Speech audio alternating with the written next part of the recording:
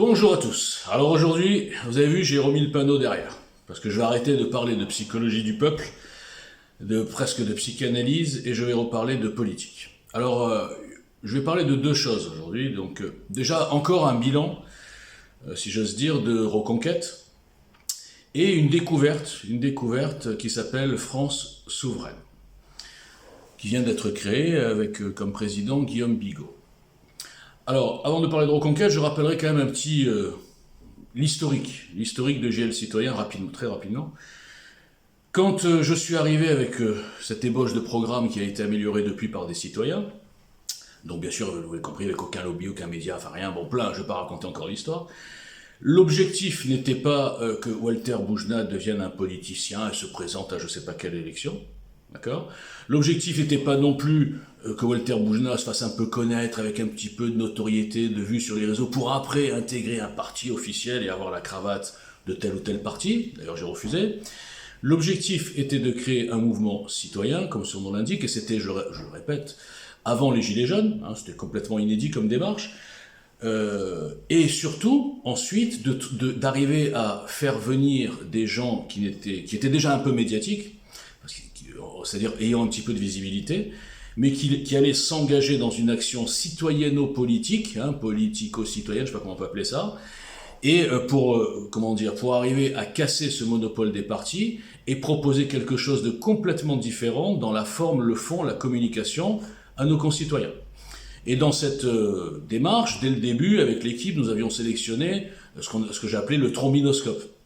Je vous mettrai en description de la vidéo un petit clip là, qui a été mis en début 2018. Dans ce trombinoscope, il y avait des gens comme, bien sûr, Éric Zemmour, Charles Gave, De Villiers, Michel Onfray, Natacha Polony, et même Guillaume Bigot, vous verrez pourquoi je vous parle de Guillaume Bigot, Gallois, hein, celui qui est parti de mémoire de chez Asselineau pour monter Frexit, enfin un mouvement qui est vraiment ciblé sur le Frexit. Bref, plein de personnalités qui étaient un petit peu politiques quand même, mais beaucoup qui n'étaient pas politiques. J'avais même mis Marc Trévidic, vous voyez, ça n'a aucun rapport, des gens qui étaient spécialistes de chaque matière. Bon.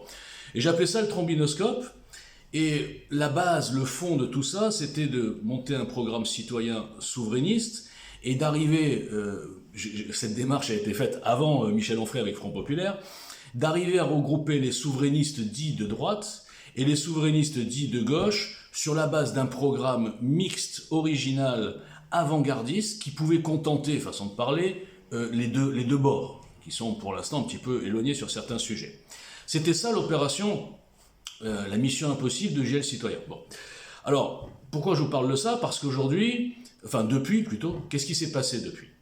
Eh bien, comme j'avais aussi prévu, là, c'est dommage que j'ai absolument aucune audience, j'avais fait un truc qui s'appelait le syndrome Messi-Ronaldo. Il faut le faire, hein. Et j'avais expliqué que malheureusement, je sentais bien qu'il allait avoir les souverainistes de droite qui allaient partir d'un côté, les souverainistes de gauche qui allaient partir de l'autre, et qu'ils ne pourraient jamais se regrouper au sein d'un mouvement de l'un ou de l'autre, parce que, comme je l'ai expliqué, Messi ne serait jamais allé jouer au Real Madrid de Ronaldo, et Ronaldo ne serait jamais allé jouer au Barcelone de Messi. Voilà, c'est logique. Donc je me disais qu'il faut créer une structure neutre, vierge, dont le président n'est absolument ni la tête de liste d'un côté, ni la tête de liste de l'autre, se regrouper dans cette structure, dont le président aurait été un inconnu, on s'en fout à la rigueur, mais surtout pour être une coquille dans laquelle ces gens pouvaient travailler ensemble, et j'avais l'outrecuidance, le culot, avec GL Citoyen, d'amener une base de programme qui, je le répète, était la seule base qui pouvait, hein, c'était du passé, qui pouvait regrouper ces deux bords.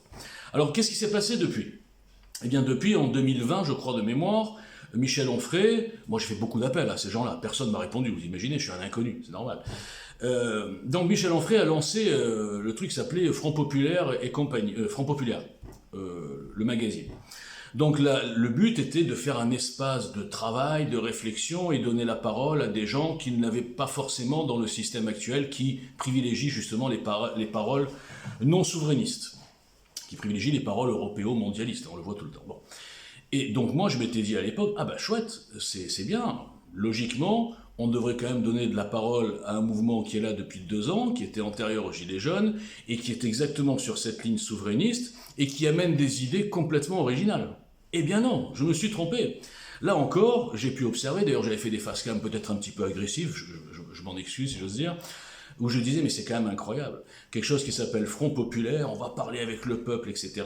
Et il y a un type qui est là avec son équipe depuis 2 ans et on le boycotte, on l'ignore complètement comme s'il n'avait jamais existé. Alors qu'il amène des choses qui sont largement plus abouties que tout ce qu'il entend, et souvent d'ailleurs c'était des gens qui avaient déjà la parole ailleurs. Donc je ne voyais pas tellement l'intérêt de créer un magazine pour faire parler des gens qui parlaient par ailleurs, qui n'étaient pas ni boycottés ni censurés par le système. Bon.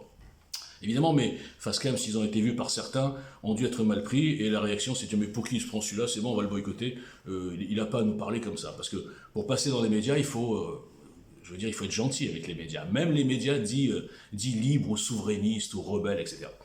Donc ça a donné quoi ça? Eh bien ça a donné des groupes de travail, de citoyens, ça c'est bien, sous la bannière Front Populaire et compagnie, qui ont travaillé sur l'élaboration d'un programme. Bon, j'ai été contacté à l'époque par Front Populaire et compagnie, et apparemment, enfin je sais pas pourquoi mon profil ou le programme plaisait pas, enfin peu importe, bon, je sais pas où ça aboutit, peu importe. Ensuite, et ça c'était récent, il y a 1 an, on a eu une autre personnalité du trombinoscope de GL Citoyen, en la personne d'Éric Zemmour, qui a lancé son mouvement, sa candidature, etc. Là aussi, dès le mois d'octobre, tout début, j'ai essayé de contacter Zemmour ou son équipe, enfin son entourage, avec des propositions, avec des démonstrations d'antériorité et de choses qui existaient déjà, mais sans visibilité évidemment, avec des idées, et là aussi, mes alertes, telle la vigie du Titanic, qui annonçait la catastrophe, hein, le fiasco, je mettrai aussi en description quelques éléments, ont été complètement ignorés parce que là aussi c'est encore un milieu de l'entre-soi, on ne donne la parole qu'à ceux qui ont déjà de la visibilité, et même chez ces gens-là, qui sont censés être des sachants, qui dénoncent toute la journée justement le système, la censure, et le fait que ce système depuis des années ne donne la parole qu'à un certain type d'opposants, eh bien ils auraient dû comprendre que si ce type-là et ce mouvement, avec tout ce qu'il y a, qui est écrit, prouvé, démontré et antérieur à tout le monde, n'a la parole nulle part, c'est peut-être que c'est intéressant. Et que nous en tant que Éric Zemmour et Reconquête, puisqu'on est un peu dans cette mouvance, hein, cette mouvance « je ne suis pas un politicien », eh bien peut-être qu'on va donner un petit peu de lumière, au moins on va regarder ce qu'il fait ce type-là, ce qu'il nous propose. Eh bien non, là encore, l'entre-soi a joué, le petite cour de courtisans, d'énarques, d'amis, etc. ont finalement donné la parole à n'importe qui, je ne vais pas citer de nom, sauf au mouvement citoyen construit qui était là depuis 4 ans maintenant. Voilà. Donc, ça veut dire que pour l'instant, on n'a pas avancé. Hein. Entre 2017, quand j'ai lancé cette idée de GL Citoyen, et aujourd'hui, nous n'avons pas avancé. Puisque, et là j'arrive, Reconquête, j'ai eu des échos de leurs universités d'été, et comme, là encore, je suis désolé, je l'avais prévu, alors évidemment que, comme j'ai pas de diffusion, il ne reste que les screens, puisque mes comptes sont suspendus, il ne reste heureusement que les screens pour prouver tout ce que je dis.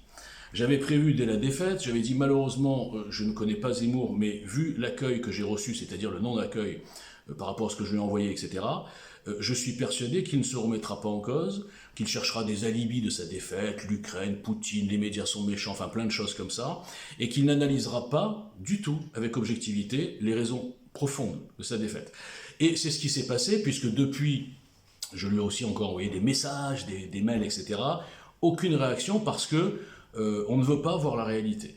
On ne veut pas intégrer dans son esprit peut-être un peu formaté, même s'il se dit non politicien, qu'un type complètement inconnu, qui n'est pas énarque, qui n'a pas de mouvement politique, qui n'est rien du tout, avec sa petite équipe, il avait déjà les idées et il avait prévu pourquoi ça serait un fiasco. On ne peut pas accepter ça, puisqu'on est dans un monde très superficiel où c'est la carte de visite qui compte, et ça n'est pas ce qui est dit, mais celui qui le dit qui compte. Donc malheureusement, j'ai pu observer que Éric Zemmour et toute sa petite équipe sont aussi dans ce concept-là. Donc ils n'ont absolument rien de différent avec les partis politiques depuis 40 ans. Puisque, je vais enchaîner, j'ai bien compris que le bilan n'avait pas été fait, les conclusions n'avaient pas été tirées, ils ne se sont pas posé la question comment se fait-il qu'ils n'ont réussi à faire venir aucun abstentionniste, comment se fait-il qu'à partir du moment où la campagne a démarré, ils n'ont fait que perdre des électeurs, d'accord ?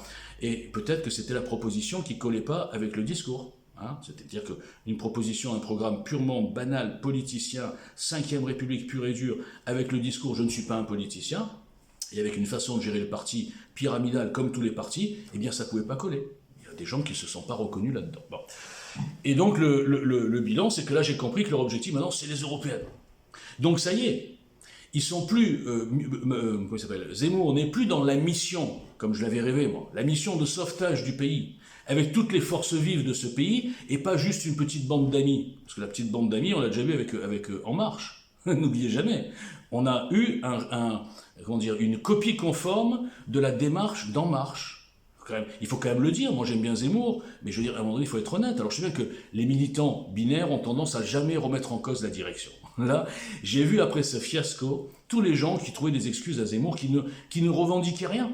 Rien, non, c'est bon, ça va passer, non, ça va venir, c'était trop tôt. Mais non, ça viendra pas, les gars. Il faut juste voir la démographie, il faut juste voir, analyser vraiment l'électorat de Zemmour et comprendre que non, ça ne viendra pas sur cette ligne très étroite qui n'amène rien de nouveau, aucune idée dans tout un programme, ça ne viendra pas, ça ne peut pas venir. Il n'y a pas de miracle. Donc c'était encore l'entre-soi, etc. Et donc voilà, donc, là où je veux en venir, c'est que maintenant, j'ai compris, leur objectif, c'est les Européennes. Donc ils sont rentrés dans la pièce de théâtre des partis politiques. Ils ne sont plus en une espèce de mission one-shot puissante qui retourne le système et qui change complètement le paysage. Non, ils se sont fait leur petite place et maintenant, ils rentrent dans la pièce de théâtre. Donc, ce sont des gens qui ne croient pas à l'Union européenne, qui savent très bien que de toute façon, les députés à ce Parlement n'ont aucune importance, que ce sont d'autres puissances, si j'ose dire, d'autres lobbies non élus qui dirigent ce machin, qui nous dirigent droit vers l'enfer, on le voit, et vers le chaos, et ils pensent qu'en ayant 3 ou 4 ou 5 ou même 10 députés, ils vont changer les choses. Ils le savent que non. D'accord ? Ils savent que la sortie ne viendra pas par quelques députés de plus au Parlement européen. Ils le savent. Donc, pourquoi fixer les européennes qui sont des élections complètement inutiles, comme à l'époque le RN ? Eh bien, pour amener des élus qui ne serviront à rien, mais qui amèneront des subventions, qui amèneront des moyens, qui amèneront des trucs, comme tout le système politique actuel. Donc il n'y a plus d'histoire de mission de sauvetage de la France, il y a, nous avons créé un nouveau produit qui rentre dans la pièce de théâtre, qui ne se remet jamais en cause, qui ne regarde jamais en bas, qui n'écoute jamais ce qui vient d'ailleurs de sa petite équipe de soi-disant sachants, qui ont pourtant fait un fiasco total. Alors en foot, on dit on ne change pas une équipe qui gagne, et en politique, on peut dire on ne change pas une équipe qui perd. C'est ça qu'on peut dire. Bon. Parce qu'il y a trop d'impératifs, il y a trop de trucs d'amitié, de trucs de connivence, de salaire, etc. On ne peut pas changer. Donc voilà, il est prisonnier, je pense, Éric Zemmour, de son propre parti. Donc il va continuer avec la même équipe pour perdre, et ainsi de suite. Et alors là, la bonne nouvelle quand même, c'est qu'on m'a informé que, je n'étais pas au courant, on m'a informé qu'il y avait Guillaume Bigot, avec quelques-uns, Gallois d'ailleurs, qui étaient aussi dans le Trombi, je crois que j'en ai parlé, Céline Pina, bon pourquoi pas, enfin quelques souverainistes, on va dire, qui ont monté un truc qui s'appelle France Souveraine. Voilà. Alors France Souveraine, j'ai pas encore vu en détail le programme. Je pense qu'il il va me plaire, en tout cas, il va être compatible avec JL à mon avis à 70%, à vue d'œil comme ça. Alors donc, très bien, bonne initiative. J'ai juste vu sur le site que pour télécharger le programme, il fallait payer 13,90 €. Ça, je trouve ça hallucinant, parce que je le dis franchement, je ne vais pas me faire des amis encore, je trouve ça hallucinant. Le programme de GL était en téléchargement gratuit depuis le premier jour, en toute transparence, et au fur et à mesure il évoluait, il était toujours en téléchargement gratuit avec la date qui changeait, etc. Je ne comprends pas comment ces gens qui n'ont pas de problème de budget, qui n'ont pas de problème de notoriété, qui sont déjà des gens connus, qui font des adhésions, très bien, mais pourquoi faire payer le téléchargement d'un programme ? Je ne comprends pas. En tout cas, je vais aller voir ce programme, je vais l'étudier, je vais regarder un petit peu ce qu'il y a de bien, je pense qu'il y a pas mal de trucs bien. Je vais essayer de prendre contact avec France Souveraine, je vais essayer de prendre contact avec Guillaume Bigot. Bon, pourquoi pas, moi j'aime bien Guillaume Bigot, il fait partie des gens qui disent des choses, les rares gens qui disent des choses en tant que journaliste ou chroniqueur ou ce qu'on veut. Bon, on va voir si l'état d'esprit est faux, c'est-à-dire un truc populaire, mais finalement on est encore dans une autre bande d'entre-soi, ou alors s'ils sont ouverts et ils sont capables de regarder l'historique d'un mouvement qui est boycotté partout et qui pourtant a tout dit, a tout prévu, j'ose le dire, je peux le prouver, depuis 2017. Peut-être. Alors j'espère que... Mais bon, pour revenir au sujet, finalement, en partant de France souveraine, il est peut-être possible, on verra selon l'état d'esprit des dirigeants de ce mouvement, il est peut-être possible de créer ce fameux OPNI, objet politique non identifié, qui arriverait à regrouper ces fameux souverainistes de droite et de gauche. Et là, il faudra, alors je n'ai pas encore vu le programme, je ne vais pas en parler, mais il faudra peut-être que dans ce programme, il y ait une proposition de modernisation de la République qui puisse empêcher le fameux front républicain de se mettre debout et d'assassiner tout ce qui est souverainiste ou un petit peu nationaliste dans le bon sens du terme. Et malheureusement, je n'ai pas vu le programme, je suis certain que ça n'est pas dans ce programme, puisqu'il n'y a que EGL qui le propose. La seule solution pour créer une éventuelle surprise électorale et ensuite ne pas être bloqué par ce fameux front républicain dans la gouvernance et dans l'exécutif et le passage des lois du programme, la seule solution est le mandat impératif et le contrat de confiance dans le cadre d'une mécanique très simple que je vous remettrai en pièce jointe et qui s'appelle le GL System, ou appelez-le comme vous voulez. Bon bref, et qui est là depuis 4 ans. Et personne ne veut en entendre parler parce que soit personne n'a lu, soit personne n'a compris, soit les gens qui sont dans des partis ne veulent pas en entendre parler parce que ça casserait justement le monopole des partis politiques. Voilà. Donc j'espère que France Souveraine fera l'effort que n'a pas fait Zemmour et qui pour moi est à la source, à la base de sa chute et de son fiasco, qui va perdurer d'ailleurs, et que peut-être que ces gens-là seront plus ouverts aux idées citoyennes construites, et pas simplement des sondages, êtes-vous pour ou contre ça, des RIC, etc., mais quelque chose qui est plus profond, qui est une véritable mécanique, et qui changerait non seulement dans la gouvernance, dans la démocratie, dans la Ve République, et aussi dans la justice, parce qu'il y a un volet justice qui est assez extraordinaire, j'ose le dire, chez les citoyens, qui n'est là aussi pas regardé, pas pourquoi. Et j'espère que donc France Souveraine répondra à mes demandes ou d'entretien, ou de rendez-vous, ou de débat, ou de quoi que ce soit, pour essayer d'amener ma pierre à l'édifice, moi en tant que Walter Boujna, EGL Citoyen en tant que mouvement citoyen, précurseur, avant-gardiste, et je pense que ça serait la moindre des logiques. Alors évidemment, ça ne va pas être facile, parce que si ces gens-là vont regarder sur Twitter EGL Citoyen, vous apercevoir qu'il n'y a même plus de compte au bout de 40 suspensions. S'ils vont taper Walter Boujna, ils vont voir 30 vues sur chaque vidéo, parce qu'évidemment, censuré par tout le monde, boycotté par tout le monde, et bien sûr rendu invisible par les algos. Alors j'espère qu'ils passeront au-dessus de cette fausse qualité qui est donnée par le nombre de vues, et qu'ils essaieront de voir le fond, et de voir justement pourquoi EGL est à ce point-là ciblé par la censure et boycotté par tous les militants binaires qui sont encore éduqués aux partis politiques de la 5e et qui sont des machines à faire du fric, j'ose le dire, qui n'ont aucune chance de gagner, en tout cas les partis de notre bord, et qui sont là finalement pour gérer des boutiques, sans aucun espoir de gagner, juste gérer des boutiques et des élus et des subventions. Voilà, et donc là vous comprendrez pourquoi les militants boycottent, les psychopathes isolés boycottent parce que je les énerve, les partis bien sûr boycottent, les petits médias qui sont souvent connectés avec des partis boycottent aussi, et à la fin il ne reste que moi et mon téléphone chinois. Voilà. Bref, donc conclusion, un petit peu d'espoir avec France Souveraine. Reconquête pour moi c'est déjà du passé, je mettrai encore des éléments et j'expliquerai pourquoi Reconquête n'a et n'aura jamais aucune chance dans cet état d'esprit et avec cette ligne de politique trop étroite et complètement déconnectée de ce qu'attendent les Français. Voilà, merci, bonne journée.